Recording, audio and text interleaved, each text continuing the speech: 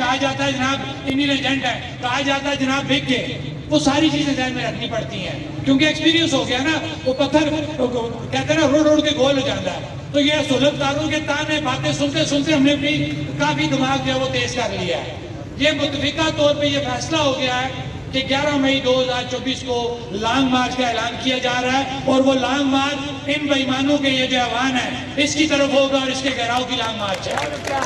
کہ جس دن 11 مارچ کو وہاں سے وہ سٹارٹ کرتے ہیں، اور جس دن وہ 11 مئی سے وہ سٹارٹ کریں گے، یہ باقاعدہ اس کا آج اعلان ہو رہا ہے پورے آزاد کشمیر کے اندر. جس دن وہ مظفر آباد کے قریب پہنچیں گے، میں آج یہ اعلان کرتا ہوں 1 دن لگ سکتے، 2 لگ سکتے، ان کو 3 دن لگ سکتے ہیں. وہ جتنے بھی لوگ وہاں پہ آئیں گے پورا مظفر آباد بند کر کے ہم ان کا استقبال کریں گے اور ہم اسمبلی کا گھیراؤ کریں گے. یہ اعلان ہو چکا ہے کہ 11 مئی کو لانگ مارچ سٹارٹ ہوگا، اور جس دن وہ مظفر آباد پہنچیں گے اسی دن مظفر آباد مکمل بند کرتے ہوئے تمام مظفر آباد کی باغیرت باغیور عوام جو ہے